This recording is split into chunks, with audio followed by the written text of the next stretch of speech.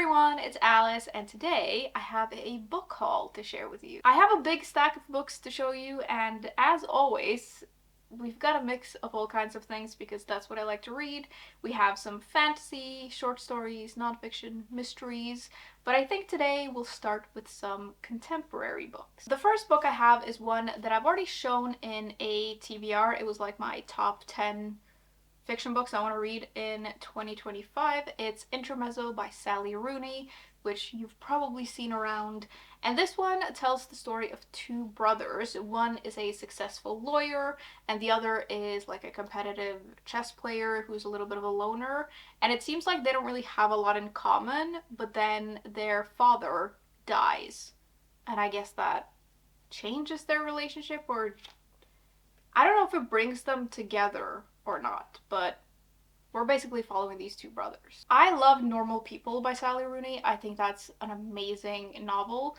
And then I tried to read another one of her books and I could not get into it. I've tried to read that book like 3 times. So it seems like she's a little bit hit or miss for me, but I have a feeling that I am gonna love this one. I just have that feeling. I'm super excited to read this. Hopefully I will like it as much as I think I'm going to. Secondly, I got this book. This is The Latinist by Prins, and this follows a student at Oxford University who has studied under this esteemed classics professor, and I think she graduates and she just feels really lost because she can't get another job, and she turns to her professor. And I think it turns out that the professor actually has somehow made sure that no one else will hire her because he wants to keep her to himself, which is...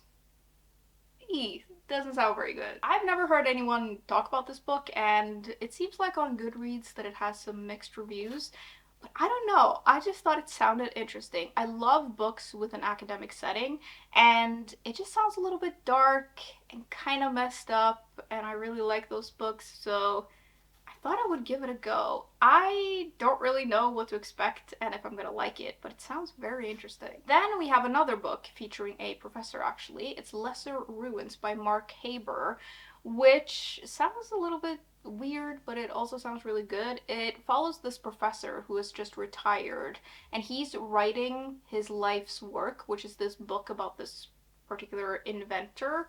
And I think through him writing it, he gets kind of distracted or a little lost, so he starts writing his own life into this story. I don't really know, but someone recommended this book to me, and I just thought it sounded interesting. I also really like this cover. It's giving kind of a weird vibe, but I'm into it. On to something that seems to have a little bit of a different vibe, at least based on the cover. We have Away with the Penguins by Hazel Pryor.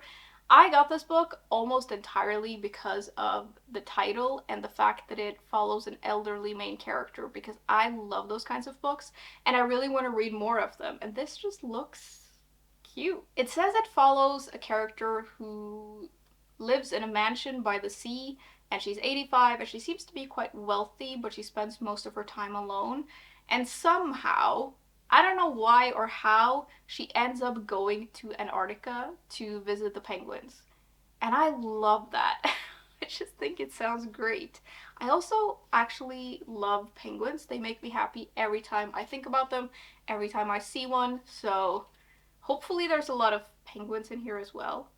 But yeah, it just sounds sweet. She is 85 though, so maybe this is also going to be a little sad. I don't know, but I'm very excited for the penguins. Then we have a single dystopia book, which is a book that I've had in the back of my mind, I think maybe since it came out, that I really wanted to read it, and I finally just got around to actually getting a copy. It's The Road by Cormac McCarthy. I kind of can't believe that I haven't already read this book because I love dystopian books, and this is a pretty well-known one. And I don't know that much about this. I think it's about a father and a son who walk around in like a post-apocalyptic world trying to survive. That's all I know, and that's kind of all I want to know. I have been able to avoid like spoilers for this, so we'll see.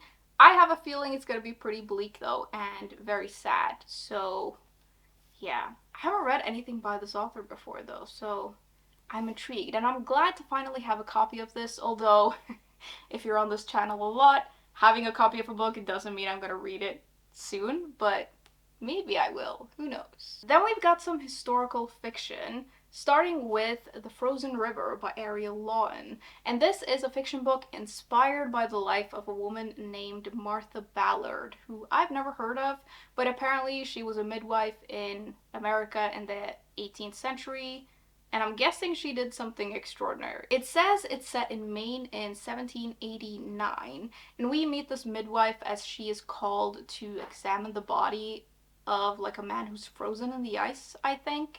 And there's something about, like, I haven't fully grasped it, I feel, but there's something about this man, like this midwife knows of something that he did, and I'm wondering if he is actually supposed to go on trial for it. Like he and someone else did something. And then there's, I mean, the trial is still going ahead, so I'm guessing the other guy's still on it. But it seems like not everything has been figured out, and our main character is like trying to figure out what actually happened. She's pursuing the truth. I don't really know. I had a friend recommend this to me, so I was like, I'll give it a go. And I do really like books based on real people because usually I end up learning quite a lot from them, even though it's fiction. So I'm gonna give this a go and we'll see. Then we have a book that I got as a belated Christmas present. It's Small Things Like These by Claire Keegan. And I've seen this around a lot. I do think it's set in the weeks leading up to Christmas though, so I probably won't read this until like November, December, maybe. I like reading books in the time that they're set, and especially for like Christmas books, I feel like reading them around Christmas is usually a good idea, so I might save it for that. I don't really know what this book is about. All I know is that it's set in an Irish small town in the 80s. I don't know. People seem to love this though, so I'm excited to read it when I get to it. I do think it's gonna be quite sad though, like I'm getting that feeling. Then we have a book set in early 1900s England. It's The Magician's Daughter by H.G. Parry. And this does have some fantasy elements to it as well, so maybe I should have put it into the fantasy category, but oh well.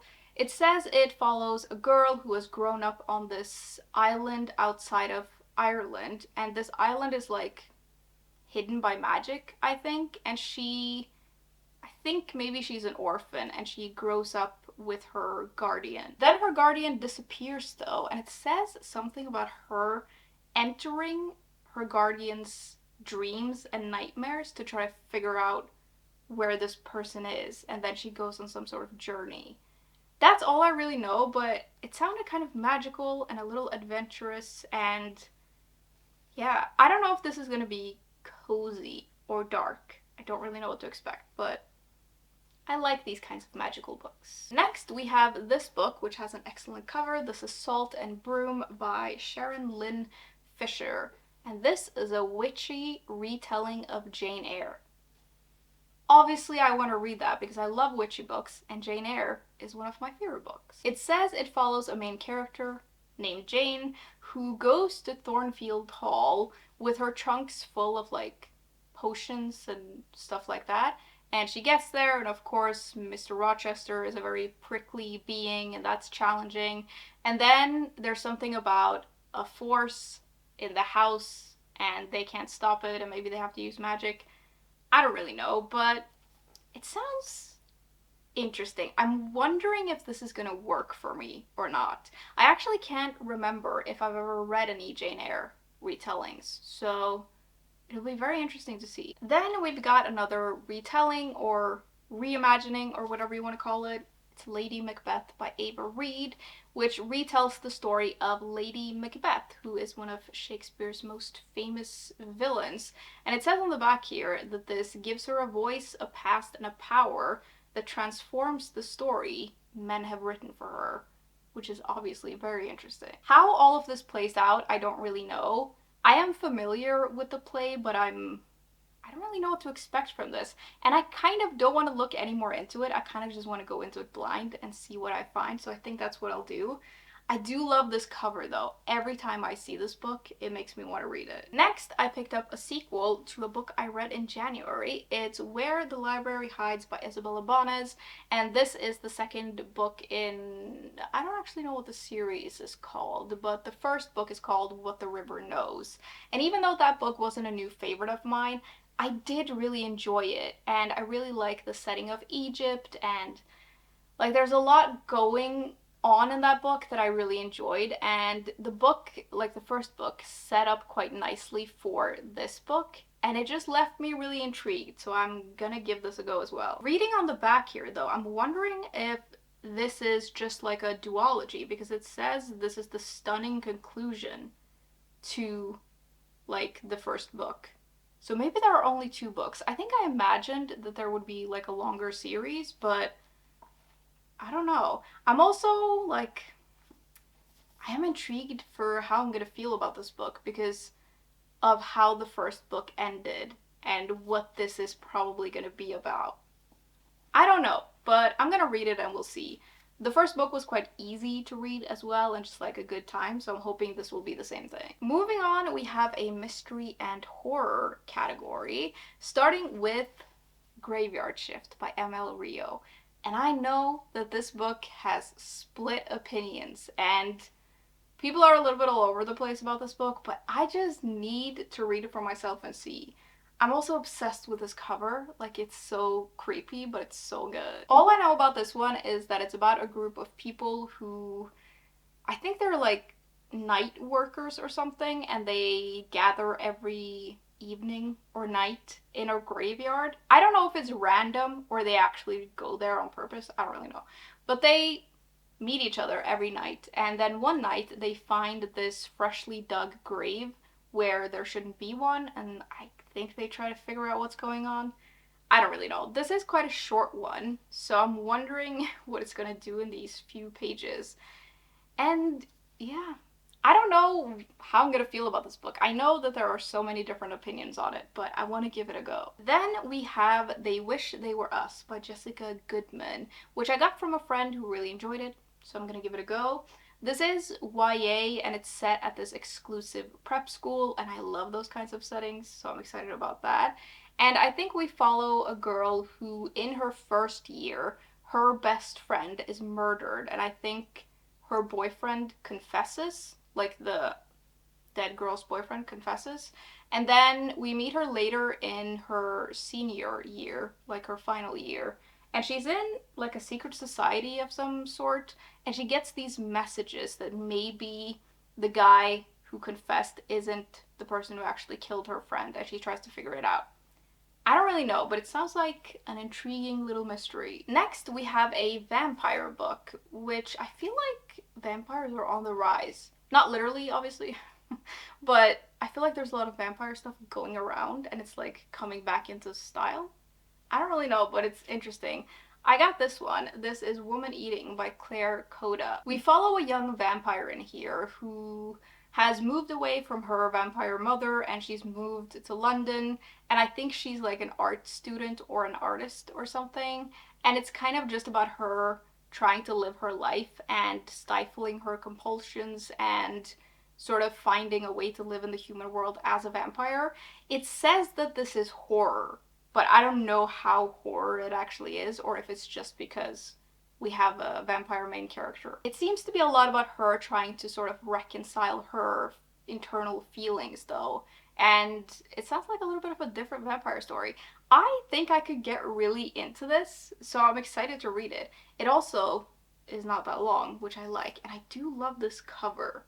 Like, it just looks really good. Then we have My Darling Dreadful Thing by Johanna van Veen, which I have been eyeing since this came out last year, and I've seen some good reviews for it, and it looks really good and a little dark, so I just wanted to get it. It follows a woman who has lived her whole life with a spirit companion that only she can see, so this does have some fantasy elements to it, and this spirit companion is like the light of her life, and there's something about our main character meeting this widow, like really wealthy widow, who ends up whisking her away to this estate, and I don't think our main character really has any friends, so she finally makes a friend in this widow.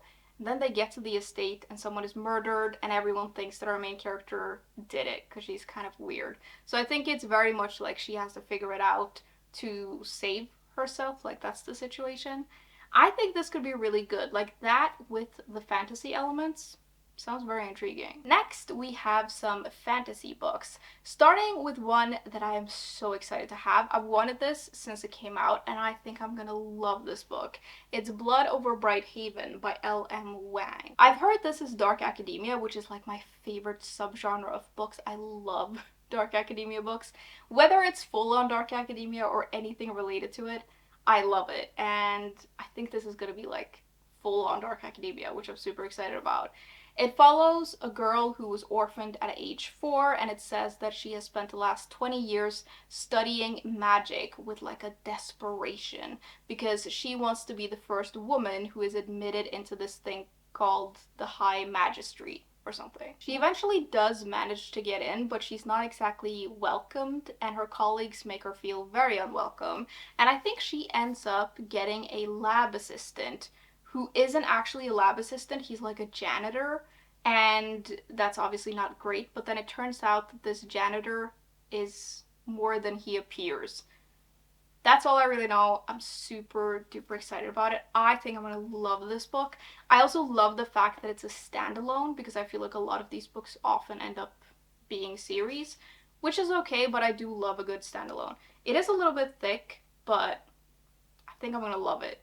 Oh, it's only like 400 pages actually, so it's not so bad. But yeah, oh, I'm so excited about this book. I also love this cover, and I think I'm gonna love it. Nobody tell me that they didn't like it yet because I want to see for myself first. Then we have a fantasy book that seems to have a little bit of a different vibe. It's Dreadful by Caitlin Rozakis, and I got this because I read somewhere that this is perfect for fans of T. Kingfisher, and you know how much I love T. Kingfisher. And I really want more books that are like that, so I thought I would give this a go. I have no idea what to make of this really, but it says it follows a main character who wakes up in like a half destroyed evil wizard's workshop, and it says he has no memories, no idea how long he's been there, and no eyebrows. So I'm guessing they got burned off or something. And this castle, I think it turns out that he is actually the evil wizard, but he doesn't remember how he became evil or why he's doing what he's doing. And he lives in a castle full of goblins, and there's like a princess locked up. I don't know what's going on, but it sounds whimsical and kind of fun, and yeah, I think I'm gonna like it. Sometimes I really like these kinds of books. It's just a nice little break from everything else. Funnily enough, the next 2 books that I got are books by T. Kingfisher. I can't stop buying her books. I just want to read all of them. The first one I got is Minor Mage, which is a novella about a mage whose familiar is an armadillo. I don't need any more than that. Sounds great. And then the other one is What Feasts at Night, which is the follow-up to What Moves the Dead, which I read last year, really liked. I think we're following the same main character in here as they go on another adventure, kind of, and we explore more of this world. I think it's going to be really good. I very much enjoyed the first one. Although the first one got creepier than I thought it was going to get, so I'm kind of hoping this will be the same. Then we have some short stories, which I'm happy to say I'm finally getting back into. It's been a few years since I've read any, and it's been like kind of a goal of mine to get back into them, and so far this year I'm doing pretty good. So I got a couple of more collections to read. I got these 2. The first one is The Winter Spirits, Ghostly Tales for Frosty Nights, which I got because I read the other collection. Can't remember what it's called now. Ghostly Tales? It's also like a wintry one, but that was also an anthology, and this is made by the same people, and a lot of people said that if I liked that first one, I would like this one, so I got it. This has stories from all kinds of different authors, and I'm really excited to read these. We have Natasha Pulley, Stuart Turton, which is exciting, and Laura Purcell, and some other authors, obviously, but those are the ones that I'm most excited to read, I think. But yeah, excited to read this. It's also beautiful. The other one is Mystery Lights by Lena Valencia, and I honestly got this just because it looks super weird. Buying short stories I find really difficult because it's difficult to like suss out what a collection is going to be like until you've actually read it. And I just want to explore a little bit more in this genre, so I'm just like going on instinct and on covers, and I was like, this looks weird. I think I might like it. Lastly, we have some nonfiction books. So I got this book, which looks amazing. This is The Witch's Door by Ryan Matthew Cohn and Regina M. Rossi. And I honestly got this mostly because it's a little witchy and I love witchy things and it just looks good. This is a mix of like history and memoir, I think. And the authors of this, they like run something called the Oddities Flea Market, which I don't know what that is or where it is, but I would like to go. And the book is just about these like mysterious artifacts and a little bit about their lives, I think. There are some photos in here. Oh, I don't think I can show you that. There's some weird stuff in here, but I like weird stuff, so it's okay. We got a lot of skulls in this book, which is interesting. There are also some photos throughout the text, which I like as well. And I just thought this sounded interesting. It looks a little creepy though, I'm not gonna lie. Second to last, I got this beautiful book. I'm not gonna lie, I saw this in a bookshop and I read the title and I just bought it. Didn't even really look into it because it looks so cool. It has green end papers. Oh my god. This is The League of Lady Poisoners, illustrated and written by Lisa Perrin, or Perron, depending. Great end papers. And this is just an illustrated book about lady poisoners, which I'm into. I don't really know what to expect from this. I'm just gonna go into it blind, but the idea of reading about lady poisoners is really cool. And it seems like most of these are like historical characters. It looks beautiful. And maybe I'll learn a little bit about poison in here, which I'm weirdly interested in. I don't want to poison anyone, but it's, you know, it's good to know. Really excited to read this. The illustration style also looks amazing, so super excited to have that. And then lastly, I have a book that I've already shown you. This is Jane Austen at Home by Lucy Worsley. I showed this off in like the top nonfiction books that I want to read this year, and this seems like the perfect year to read this because it is the anniversary of Jane Austen's something. Is it her death? I think so. Maybe it's actually her birthday. I can't remember, but there's some sort of anniversary this year. I also actually think that's why this edition came out, because I think this book came out a while ago. But it basically explores the life of Jane Austen through all of the homes that she lived in. And I don't know a lot about Jane Austen's life. I only really know of her novels, and I would like to learn a little bit more. I'm also really excited to try something from this author because I think it's an author I can get really into. So super excited to have this. I also really like this cover. Sometimes covers for nonfiction books are terrible and they're really boring, but this one is really beautiful. That was the last book in my very big stack of books for today though. Now, I would love to know if you've read any of these books and what you thought, although don't tell me if you didn't like Blood over Brighthaven. I don't want to know. I haven't seen any reviews for that. I've seen nothing. I just know I want to read it, but maybe save it if you didn't like it. But any of the others, if you liked them, if you didn't, I would love to hear about it. I would also love to know if you have picked up any exciting new books lately. And yeah, that was everything for today. As always, thank you very much for hanging out with me today, and I will see you soon. Bye!